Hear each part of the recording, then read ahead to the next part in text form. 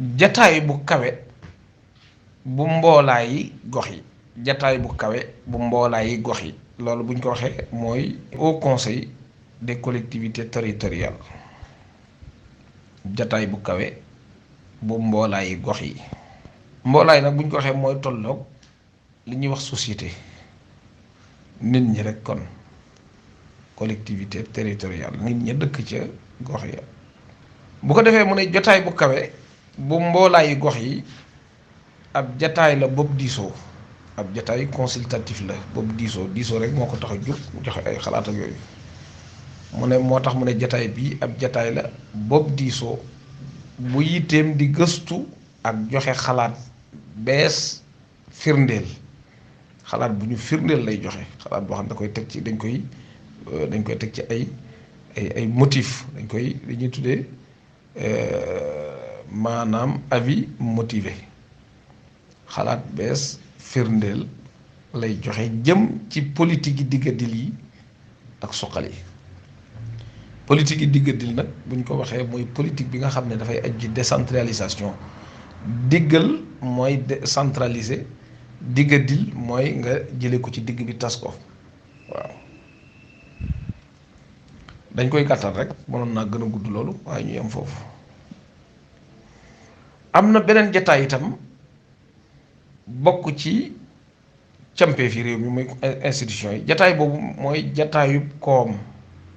mboolaay ak kéew jataayub koom mboolaay ak kéew mooy la ñuy wax le conseil économique social et environnemental. jataayub koom mboolaay ak kéew bi atte bi nga xam ne limat ñaar fukk ak juróom benn bu ñaar fukk ak juróom ñetti yu sëtu mbar ñaari junni ak fukk ak ñaar moom jataay boobu atte bii nga xam ne mi ngi yor numéro limat 2012 16 bu 28 septembre 2012 atte boobu moo sos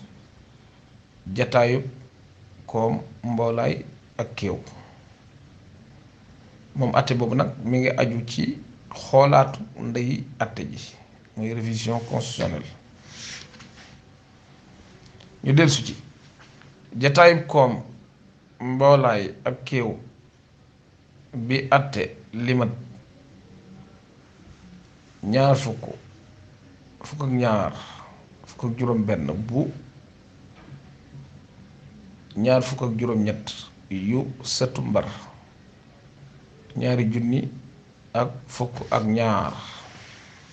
moo ko sos atte boobu moo sos jataay bi moo ko sos moom te atte boobu it mi ngi aju woon ci xoolaatu ndey atte ji loolu mooy conseil constitutionnel conseil économique social et environnemental a été créé par la loi numéro tel dégg nga portant révision de la constitution foofu yëpp loolu bu ma ko doon wax ci tubaab loolu la